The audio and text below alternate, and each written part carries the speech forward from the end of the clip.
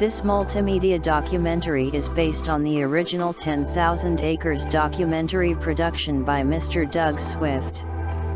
It focuses on the history of land use and people in the area now occupied by the Wilds, the largest conservation facility in North America.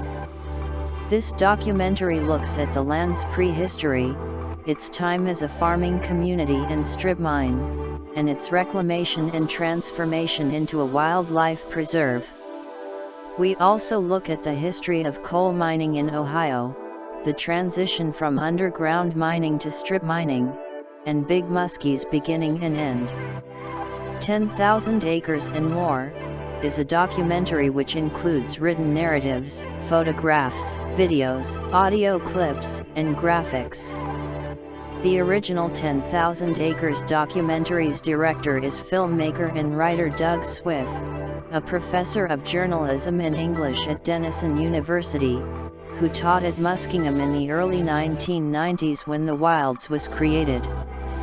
This video documentary was produced by Rhonda Grispose for her father, who does not utilize the internet, a computer, nor a smartphone. This video was made to allow those with limited access to internet websites the ability to watch the documentary without having to read or navigate the internet website. This video documentary will be available on DVD. Along the way, 10,000 Acres pays homage to the Adena culture via a burial mound that still exists on the property, saved from strip mining by a gas line. The site for the burial mound, high on a ridge, was chosen with purpose. Perhaps the location was dictated by an important event, like a birth, a marriage, a battle. Or maybe it appeared in a vision, or in a dream. Once chosen, the digging and building necessary to proceed would require specific engineering, with only the most primitive tools. And only certain kinds of soil could be used as the burial mound was constructed. Finally, after the mound was finished, these laborers would step back and surrender their deceased relative to the Great Spirit, and to the earth.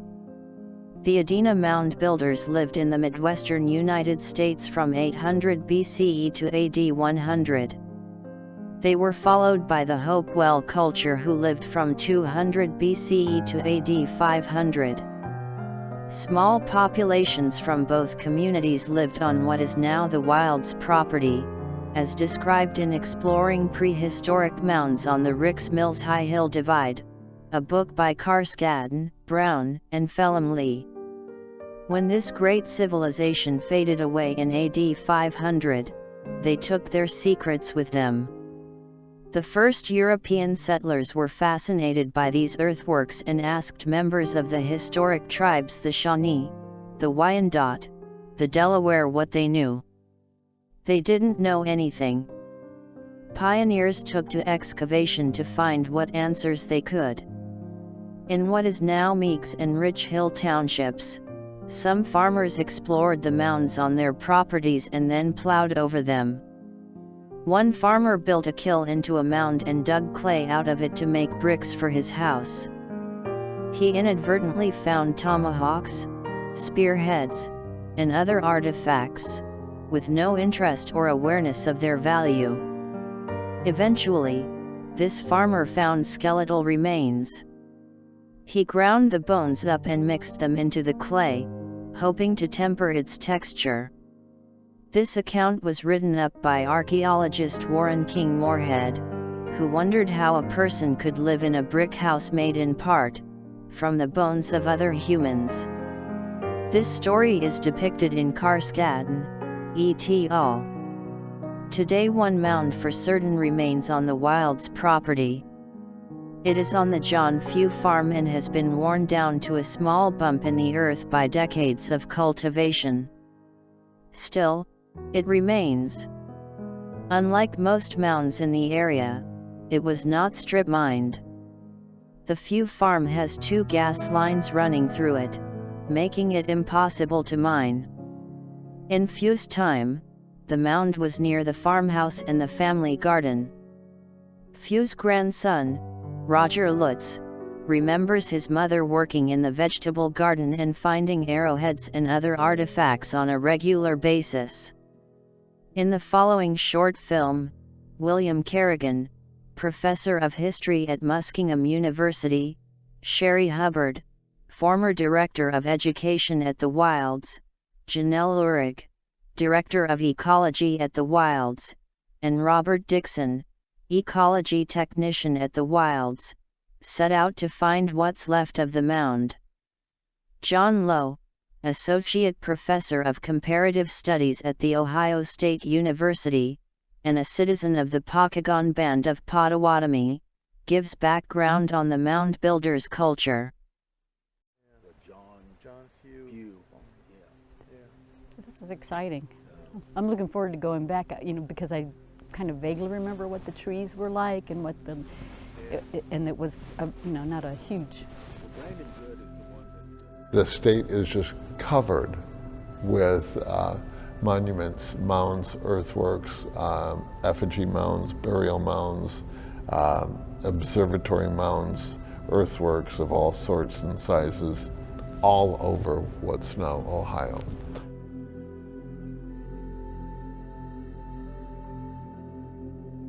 In Muskingum County, the map here at the exhibit shows that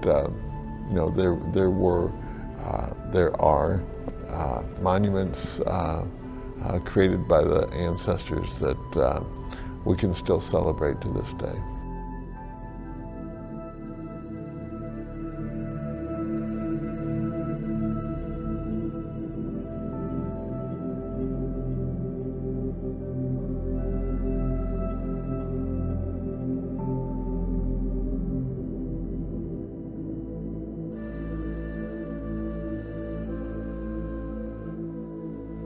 Wondering if when we came, if we didn't drive part of the way here.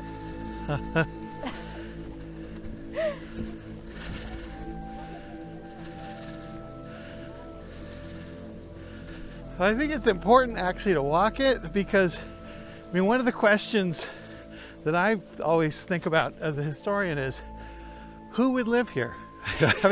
Who would choose?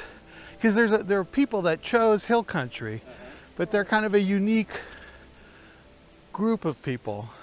Well, apparently this ridge, which runs to Ricks Mills, is called the Ricks Mills High Hill Divide.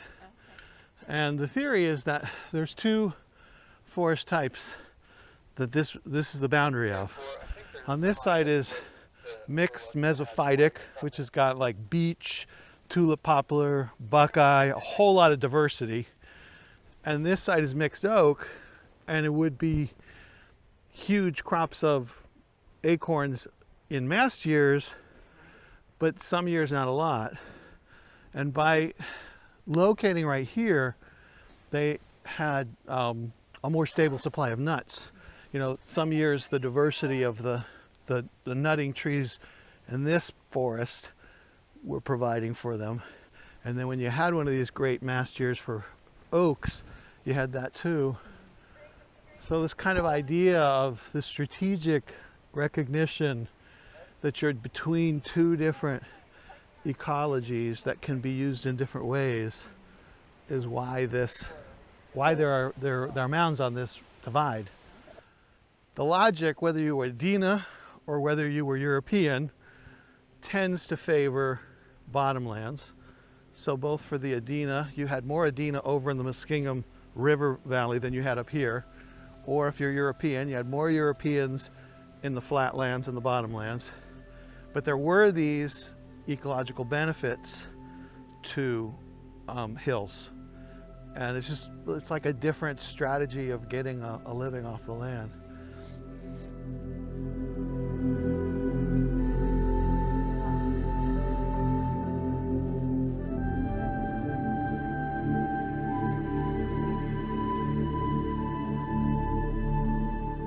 Some were burial mounds, some were ceremonial, some were observatory mounds. We have an observatory mound here at the Newark Earthworks at the Octagon that tracked the lunar moonrise. These took a lot of effort to create. They were created by egalitarian societies, and what I mean by that is that they weren't stratified. There weren't the haves and the have-nots. There weren't the ruling class and the peons. They were all pretty much equal people. So whoever convinced the Hopewell era peoples to build these incredible spaces all around Ohio had to have been very charismatic with a very powerful plan, perhaps prophecy, perhaps vision. But it took a lot of work, and I would expect that it was used frequently. It could have been weddings there, could have been naming ceremonies for infants and for adolescents, could have been a school, may have been a place for storytelling, for passing on knowledge. Like I said, when we were here before, it was pretty, it wasn't very steep, but what I'm wondering about is the age of the trees that would be on it, right? Yeah. So let's try the GPS and then come back if we need to. I don't see any I will raised- tell you that it was not dramatic. Yeah, it's only about 2 feet, right? I think a lot of it had been sort of farming had worn it down. Let's think here. Yeah. But wasn't it? It was on top of a ridge, though, right? It wasn't down. It wasn't this far in. The picture. I mean, the picture I remember is when there were no trees, Exactly. but it was. I thought it was on Clearing top and then of just a ridge. Yeah, clearing. It looked like it was just a clearing because there was a truck parked I can pull Yeah, up the- yeah, right in the clearing, yeah. and they were looking in. I just recall that I could see the pipeline because I thought that was so odd. And I remember thinking, oh, did the pipeline run right across it? Right. I mean, I know the Adena, they would build a structure around the dead, and then they would put in the structure, the body, and some objects connected to the person, and then burn the structure, and then move baskets full of earth on top of that. And apparently they used, they didn't just use any earth, they used certain types of soil, I guess. So if you had somebody here who knew their soils, you might find that the soil here is a little different.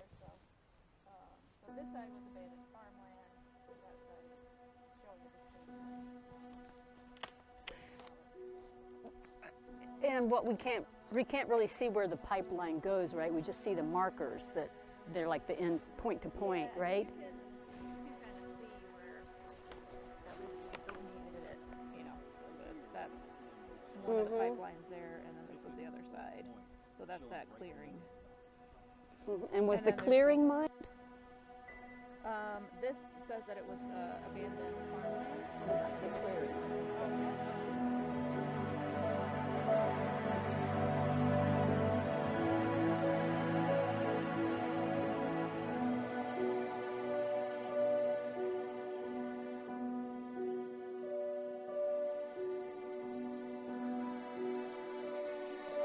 So they built mounds and earthworks on sites that were sacred, not because they called them sacred, but because something sacred had happened there, either an actual event or in a prophecy or in a vision or in a dream. Something happened to cause everyone to acknowledge that this place is sacred, forever special. And that's why that mound was built there. And so we should respect that. We don't need to be believers in, we don't even know for sure what they were believing. We don't know what their spirituality was completely. But we should respect the fact that it was declared sacred by peoples 2,000 years ago. And they said it would be forever sacred. It was sacred, is sacred, and will forever be sacred.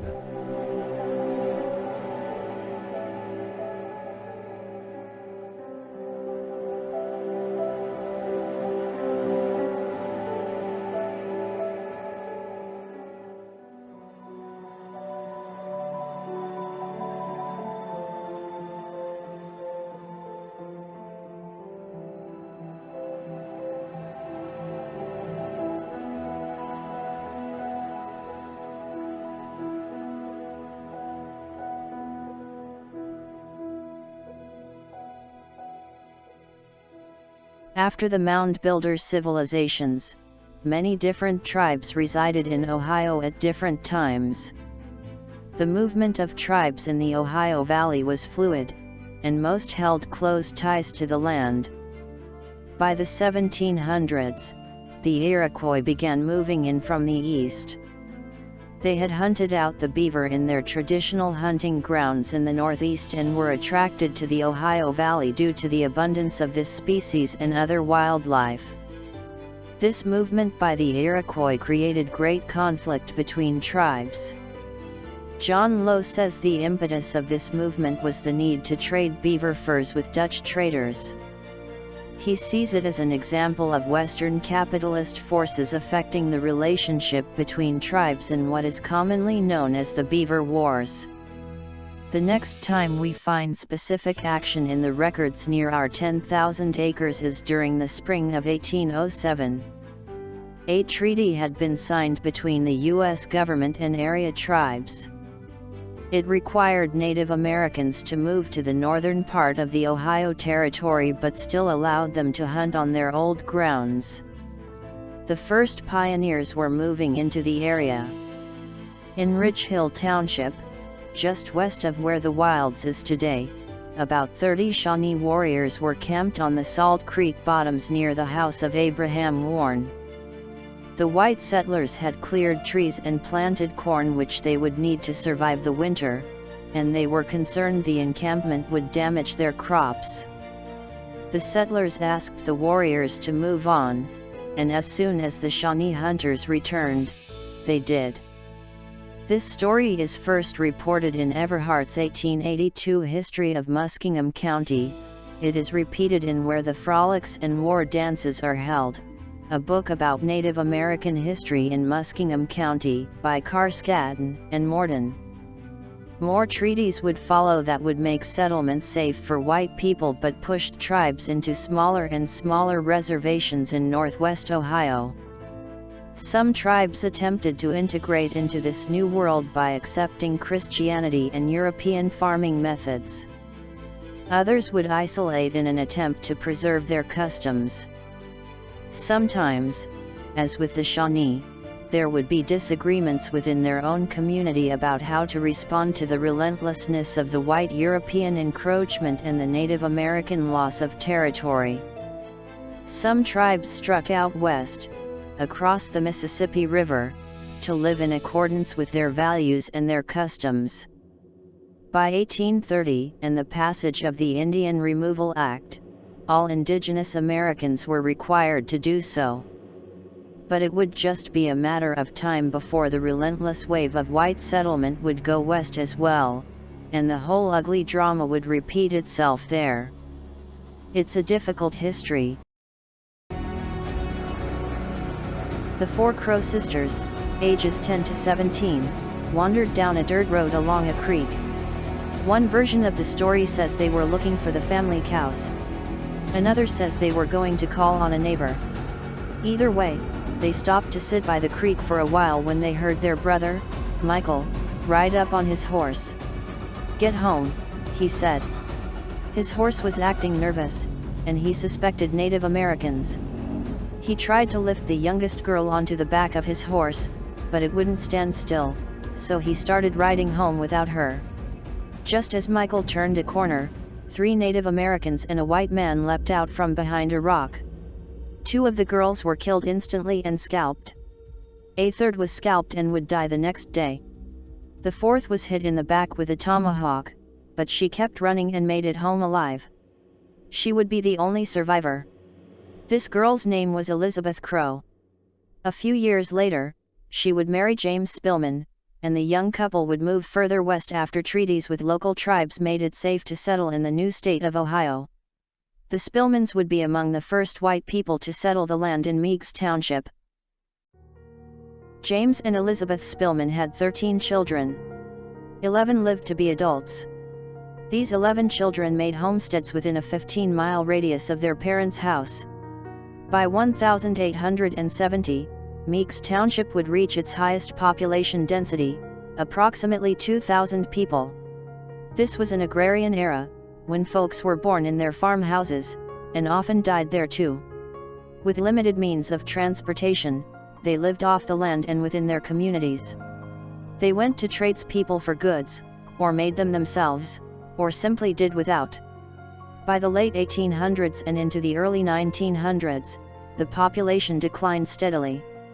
William Kerrigan, professor of history at Muskingum University, notes that this trend was common among rural communities in Ohio, and he cites different factors. A big reason was transportation. As roads and means of travel improved, and especially with the advent of the train and then the automobile, populations shifted toward urban centers. The country was industrializing. More and higher paying jobs were available in the urban centers where factories and stores were centered. Rich Hill and Meeks Township would become the most sparsely populated townships in Muskingum County. But the families that stayed to farm, families like the Spillmans, the Culbertsons, the St. Clairs, were committed to the land and that way of life. They passed their farms down from one generation to the next. Pioneer family farms in the path of Big Muskie. The William Wilson family and their farmlands in Meigs Township. My mother's 3 times great-grandfather, William Wilson, 1780 to 1852, arrived in Ohio from Pennsylvania sometime between 1820 and 1830. He and his sons are listed in the 1830 Ohio Census, living in Meigs Township. The patriarch of this family owned a large tract of land in Meigs Township, and he made sure his sons shared that land. Much of the family farmland has since been destroyed by the strip mining. All 3 sons were married in the early 1830s in Muskingum County. William, himself, married in 1832 in Meeks Township. Robert Wilson, my mother's great-great-grandfather, born April 11, 1809 in Pennsylvania, died September 20, 1852 in Meigs Township, married Mariah Hamilton May 1, 1832 in Meigs Township. William Wilson, born May 11, 1811 in Westmoreland County, Pennsylvania, died April 4, 1892 in Meigs Township, married Jane Starrett March 12, 1839 in Meigs Township, born November 3, 1820, died November 14, 1894 in Meigs Township. Samuel Wilson, born 1813 in Pennsylvania, died 1854 in Muskingum County, married Jane Forsyth, March 9, 1837 in Muskingum County, born 1814, died 1883 in Muskingum County. Most of this family is buried in Oakland Methodist Cemetery, on Route 284 off of Big Muskie Drive. The Lett Settlement. The Lett Settlement was a community of mixed-race farmers and tradespeople. Members of this community had to sue for the right to educate their children and to vote, setting important civil rights precedents, Swift says. James Lett was a successful farmer who owned a kiln which allowed him to make bricks from the clay on his land. He used these bricks to build his house and sold them to others for the same purpose. He donated a portion of his land for the construction of a schoolhouse to educate children who were prohibited from attending the white school. In 1845, the school directors of Meigs Township were determined to expel 3 colored children from their white schoolhouse. The were so determined that they went to the school to physically remove the children themselves.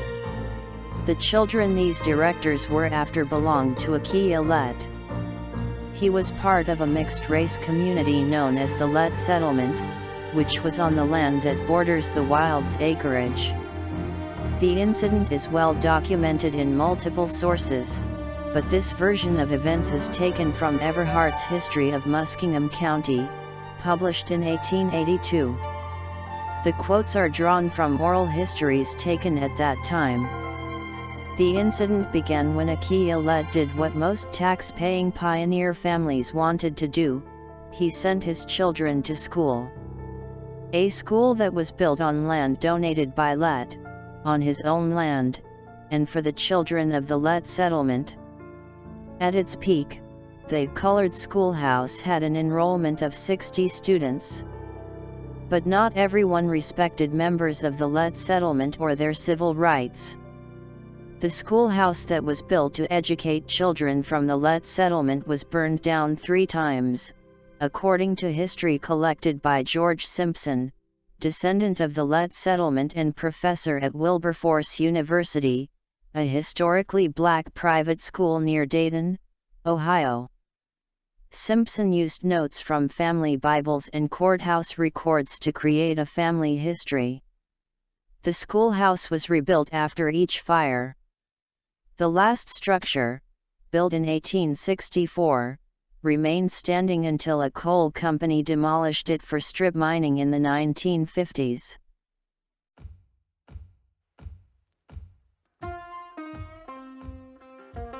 How the coal companies screwed the farmers. The coal companies would need to extract coal at a much greater volume, and they would need all these farms to do it. As it happened, the Great Depression was bringing hard times to the farmers. Charles Spillman remembers that hogs brought 3 cents a pound, cattle 5 cents, and eggs were 5 cents a dozen if you could find a buyer. These financial hardships lasted through the 1930s into the 1940s. It seemed like a blessing to many of these farmers when the coal company arrived and offered leases on their land. Central Ohio Power Company was offering $1 an acre for these leases. To a farmer who owned 100 or 200 acres, that was a major influx of cash. There was a catch to the leases, though. There was an option that allowed the coal company to buy the land at a time of their choosing, and for a price to their liking. Some farmers didn't read the leases very carefully, writes Ione Rhodes in Oak Grove, A Pioneer History. One of her own relatives signed the lease without noticing the purchase clause. Other farmers saw the purchase clause, but could not imagine the coal company exercising it. They had previously signed lease agreements with purchase clauses for gas wells, and nothing had come of that. This time was different. By the 1950s, those who had signed leases received a knock on their door. It was time to go. The price the coal company paid for the farms in this first round of leases was well below market value, at about $35 per acre. For those who had not signed leases yet, American Electric Power, AEP, which owned Central Ohio Power Company, began promoting the idea that most farmers had already moved on from the area. They said the land had been exhausted by poor farming practices. It was no longer good for anything except strip mining. This argument is mostly untrue. In 1930, the U.S. Department of Agriculture surveyed the health of the soil in Rich Hill and Meeks townships. The report said that although the landscape is steep, erosion is not generally severe. About 85% of the soil is cleared of its hardwood growth and is used for sheep and cattle pasture. The report goes on to detail good yields of grain and describes how the land is being maximized. Corn, wheat, and hay are grown in the flat areas, and merino sheep, which produce a fine and valuable fiber, graze the hills. But the myth of poor land and other strategies were successful. Rhodes writes many sold their farms from fear that they would have no neighbors left, that they would be left without schools and churches and roads. She adds that some of the coal company's land buyers would use scare tactics, like saying that if farmers didn't move, their wells would go bad when all the land around them was stripped. Bill Spillman said it was, in fact, becoming harder to make as much of a profit on these small, hilly farms. Industrialization was allowing larger farms on flatter land to do more work with fewer people. Like everything else in the 20th century, life on the small farm would have to change. Raymond St. Clair was figuring it out. This St. Clair farm was established in pioneer days and had been passed down for 7 generations. Farming was in Raymond's blood. To stay on the land and keep living this life which he couldn't live without, he also worked as a truck driver. This is the way many small farmers were able to continue cultivating their land, by supplementing outside work. In the end, almost all farmers sold. But the longer they waited, the more money they got for their land. The Spillmans waited, then sold, and when they did, Bill moved on to Kenton to find work in a factory. The St. Clairs waited even longer. When they finally moved, it would be just down the street. They would take their barn, their house, and their animals with them. The one holdout was Fred Culbertson. He leased his hilltop to Ohio Power. He made arrangements for the coal company to drive across his land. He and his family endured blasting that shifted the barn on its foundation. They watched the land all around them get scarred. But he never sold the farm, and they never left. Raymond St. Clair bought land closer to Cumberland, out of the way of the drag lines and diggers. He moved his house and his barn over to the new property. And he kept on farming. His daughter, Jean Ann, said even though he was close to the old property and still farming, he often regretted the decision to sell. He was just homesick, she said. Wayne Burlingame loved his horses. For a long time, he depended on them to pull his plow and gather his grain. But even after Wayne got a tractor as a primary means of power, he still kept his work horses. In the photo above, he sits with his young son, Hal, on a black horse, a beauty, a blend between a workhorse and a pony. That's how Hal remembers it. The horse's name was Jib, and Hal sees in this photograph a moment of pride for his father. He's on one of his beloved horses, and now he's got his firstborn son up there with him as well, breaking him in. Hal would go on to ride horses bareback and with saddles all of his youth. This photograph is part of an exhibit called Reclaiming Our Heritage. The project was curated in 2000 by William Kerrigan, professor of history at Muskingum University, and Sherry Hubbard, director of education at the Wilds at the time. It was funded by the Ohio Humanities Council. The Burlingame farm was located about where the giraffe barn is at the Wilds now. In this short film, Back to the Farm, Hal looks at old slides of the farm, and of coal mines coming closer and closer. Then he returns home to see what he can recognize. So your family had been how long in this farm? I will have to get the date, but I think early 1900s. Okay. Yeah, around that. I have the exact date. Yeah. Okay. That they came there. Right. They first came over around Senecaville. They'd come in, migrated in from the east generations before. Okay. And then had picked up this acreage here, and the appealing part was that it had good limestone soil. Your mother actually told me a story about the limestone soil. Did she? She talked. Did you guys have an apple orchard? Yes. Yeah. Yeah. Do you remember what she said about something about taste? I believe of yeah, the apples being better or something. She said the limestone soil made the apples sweeter than any apples she'd had in Iowa as a kid. Oh yeah. Well, it's very different soil, Yeah. Yeah.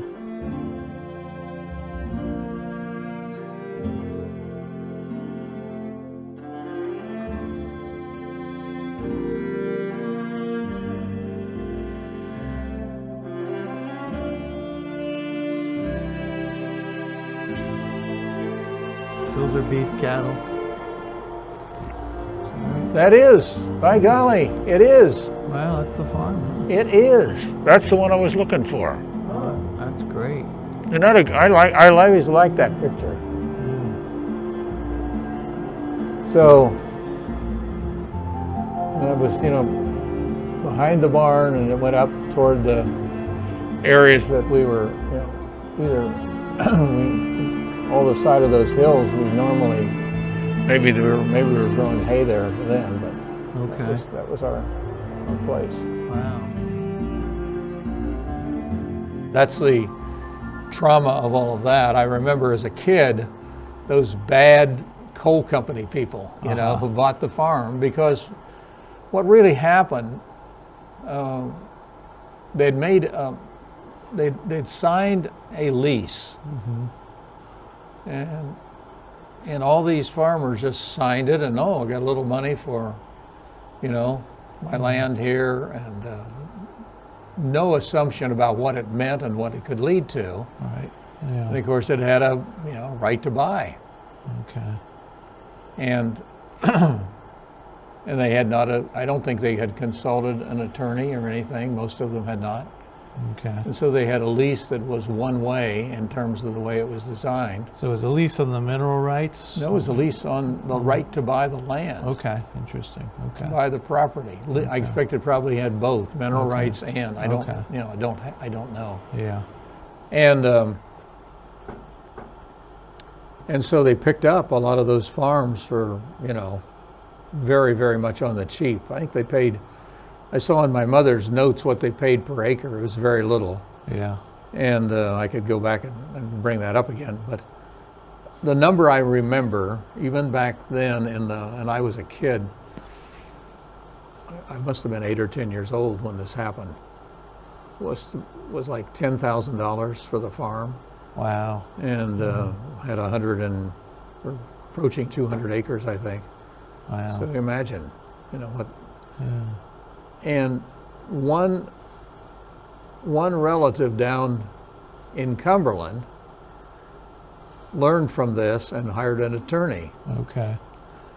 And he realized that to haul the coal out, they had to put a rail spur through his farm. Interesting. And the story was that they paid Ed Milhone $90,000, which of course that's like $1 million back then. Wow. Yeah. So those were the kinds of conversations that you heard buzzing around the community. Yeah. And this is some of the stripping that was in the area. Wow. That's what it looked like pre Sam Speck reclamation time. Yeah. So you could walk to this scene from your farm? Well, we probably drove to it because we were up a valley. Okay. This is another strip Oh, wow. Okay. strip mine high wall thing. You were living with the knowledge that you had to, you know, that you would have to pull up stakes and leave as they came your way. And your farm was, you know, soon to be strip mined. And I mean, that was very much in our mind that, you know, how long can we be here? When do we have to get out? Where do we go? That was a constant conversation for probably, you know, all of my youth when I was there. That's the big shovel. Wow. Wow. So, but that car is not from the same year. No, but somebody obviously, one of the guys working on it enjoys old cars like that, I guess. Okay. Yeah. There we are, by the bucket of it. That's the bucket of the shovel. Okay. And so that's you and. Yeah, I'm up there by the pulley, Okay. and my dad, sister, and brother. Wow. Okay. You're the oldest? in the Yes, family? Yeah. right. Okay. And they just would let you, when they weren't working, they'd let you walk right up to these things? Yeah, you can walk right in there. You imagine it? Yeah. Another time, right? Yeah, yeah.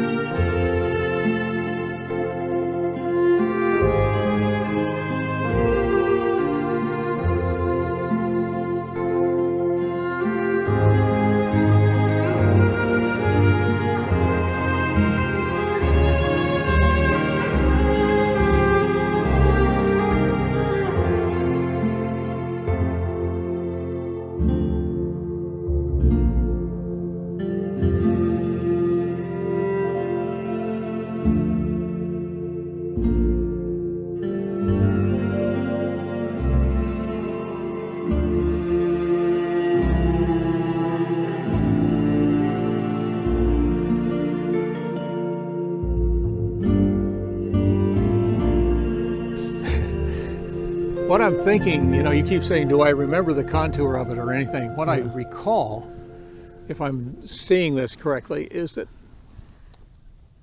you know, we came up out of the valley and it was, you know, a very steep hillside, and then on the other side of the hill was a very steep area for where we had hay in particular. Okay.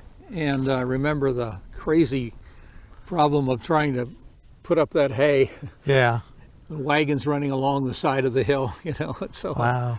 and I'm guessing that was it. But you see, now this is, you know, this is a nice rolling countryside compared to what that Compared, was. That was okay. really a steep siding, at least as steep as what you see there. Okay. Yeah. Well, what did you think about the idea that this would be a place for exotic animals? No, I to thought run? I thought it was, you know, I was pleased on.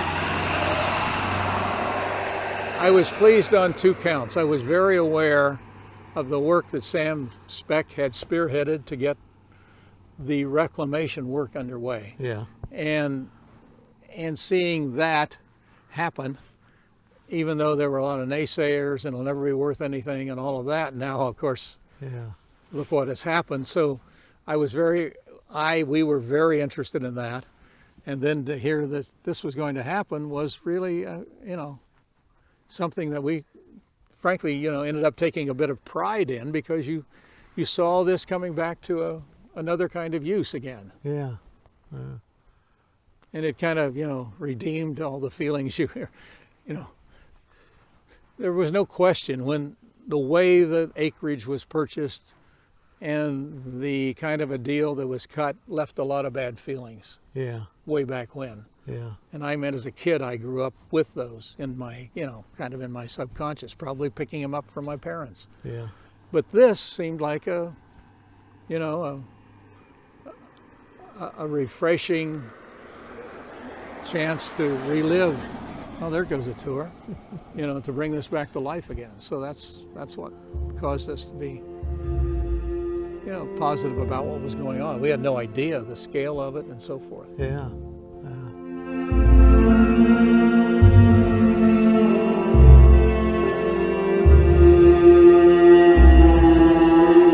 So the rhinos are walking across your farm, Could be a part of it. and the Persian onagers.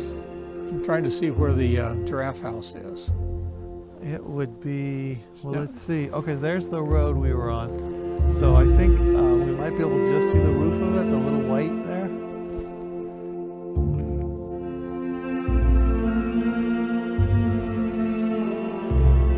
We are here.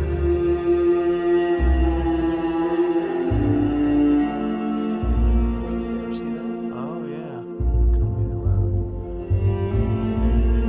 I don't know. Yeah. Huh. Don't know.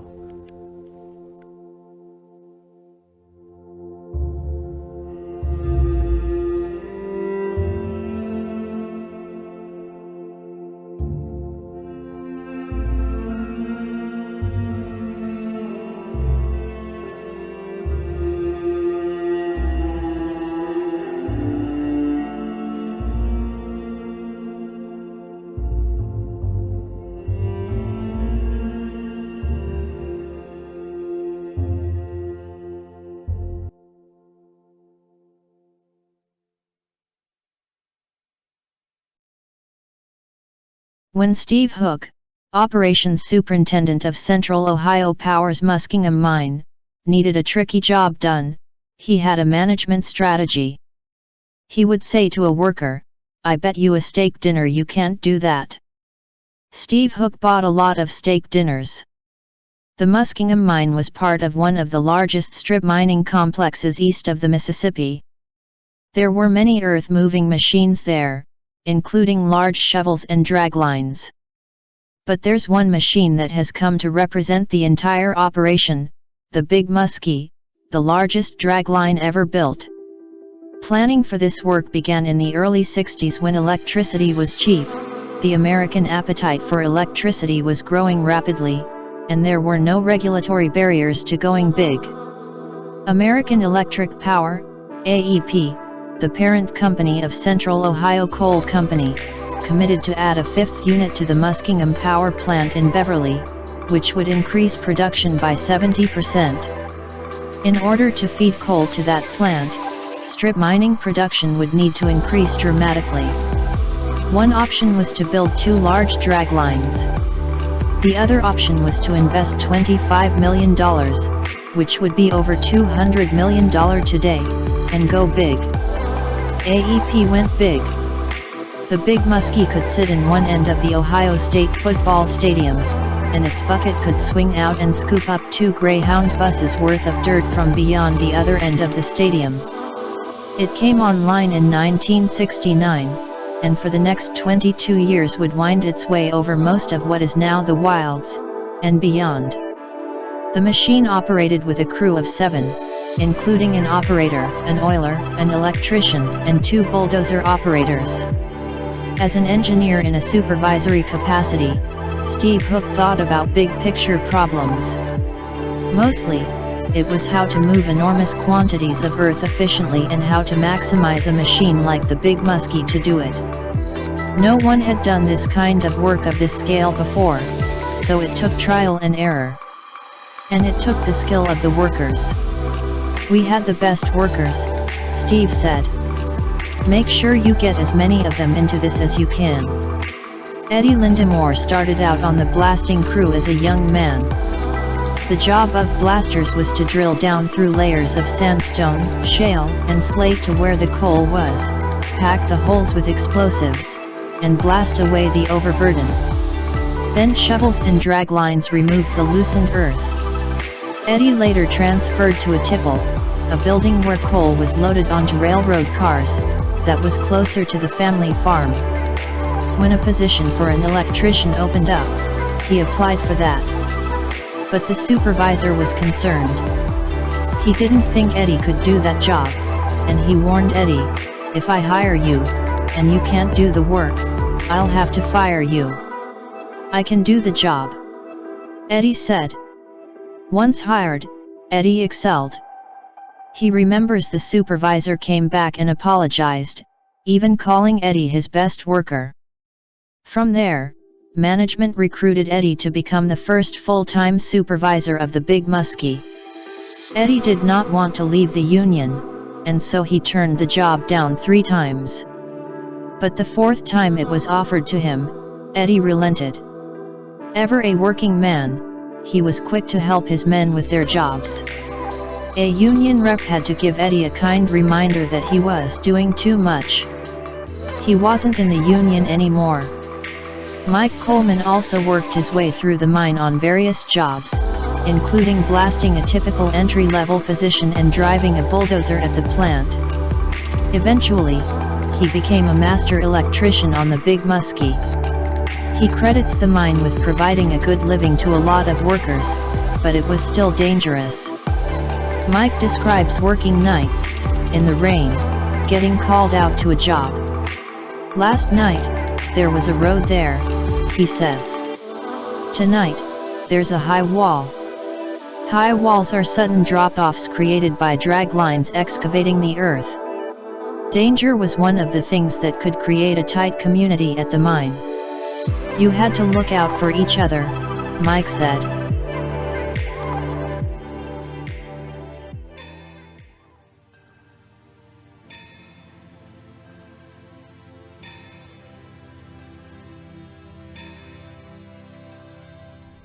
And it looks like the boom, they got her laced, getting ready to put it up. Here's the power cable. But here's the guy, what he's doing, he's splicing. This would come in 500-foot sections. And this fellow's splicing. So there's a picture, 2 guys. Now there's an inside picture, looking to the back. And what you see here to the right, those are the hoist motors, and back where the guys are standing, those are the drag motors. I had a cross section of this, but that's the 5, that's wire rope. That's the hoist and drag cables. Man. Wow. Dedication was May 22nd, 1969. So there's a picture of the band. My sister's in there somewhere. I was in college at the time. And then it walked up to the red line, so or orange line. And that is the reserves that the machine actually mined. Now it doesn't look that big when you're looking on this photograph like that, but that was 22 years of work.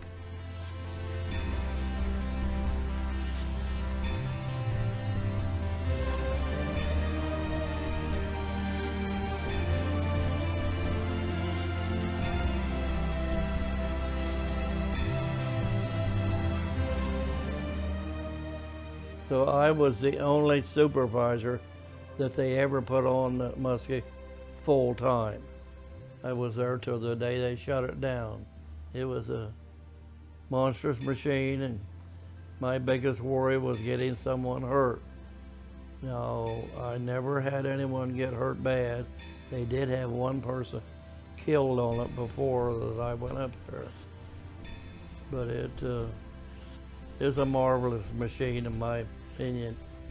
And it just really was, and that's all it was to it. Hi, I'm Frank Moore, one of the operators on the Big Muskie. The Big Muskie primarily is operated similar to any of the drag lines, other than it's a little larger, but it's very simple, very easy to run as far as the operator's standpoint of view.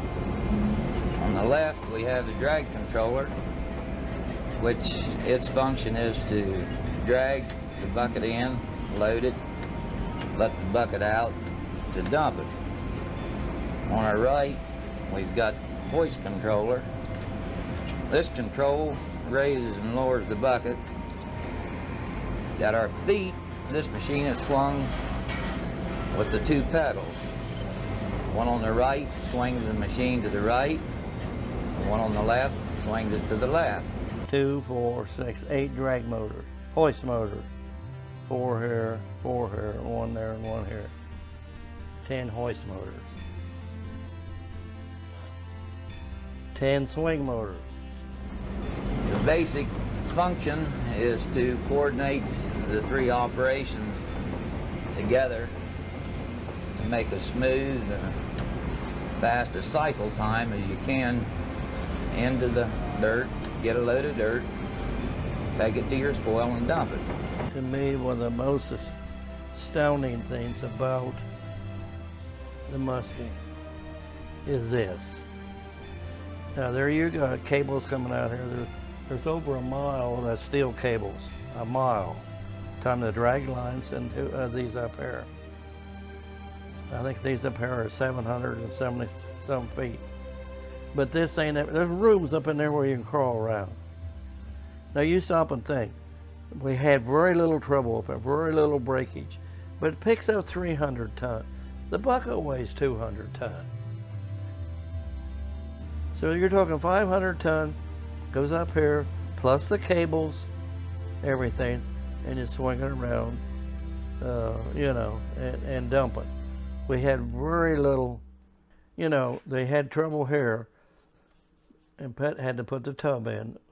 So it was about this time in things that, this tub's starting to crush more. What are we going to do?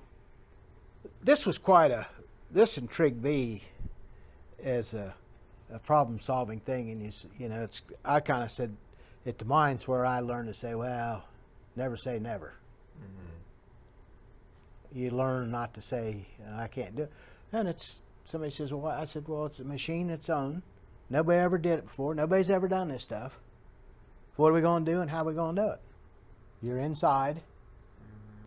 So this is what it looks like looking at it from the ground. So you can see how tall this. You see the guy stand up on top of it, so it's taller than what a man is. Wow. There's a picture from a forklift up in the top of the building looking down on top of the tub. Wow. And then you see that piece in the middle, that's the center pin. This is the center pin. Now this, clear around here like this is a swing rack. That's big gears, what that essentially has. And those swing motors that you saw up on the deck, they come down and they mash up to the swing rack, and that's what makes the machine move. Yeah. And on top of it, you got rollers, and that's what keeps the machine from flopping this way. When we pulled the old tub out, we used a total of 23 pieces of equipment. We used 8 657 dual-engine fan scrapers and 15 D9 Caterpillars. We'll be using approximately that much equipment to pull this new tub under today. It looks like the equipment's getting in position, so let's watch them pull the new tub under.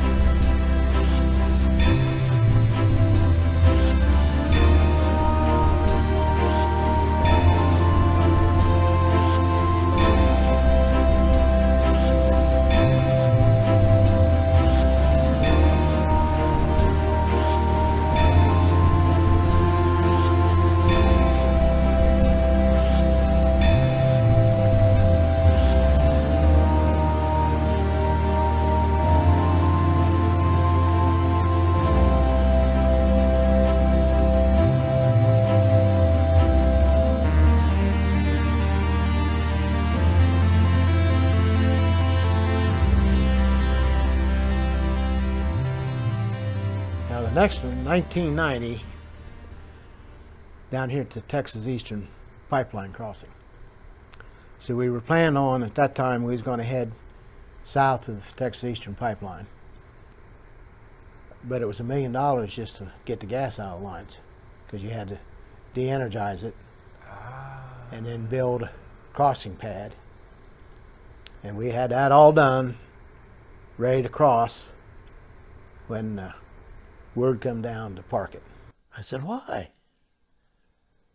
And you know, why? But I thought it was a great machine. We had great people on it. And it did the job. It moved what they wanted to do. I mean, I was there 35 years when they shut the Muskie down. And there's a lot of other people was there a lot less time than me. And then they stayed on day shift. They put me on afternoon shift, so I wouldn't argue with the superintendent. And Steve was always with him. I've seen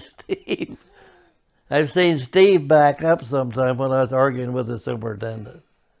It was based on your sulfur content of your coal seam. So you paid a tax. The higher you were, the more tax you had to pay.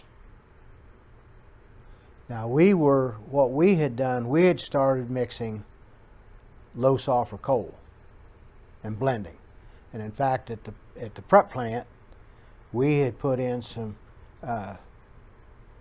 nuclear reading machines so that we were reading constantly, and we had it set up so we had low sulfur over here. We could feed low sulfur into what ours was. So we're monitoring as we're sending it down on the belt line, put it in.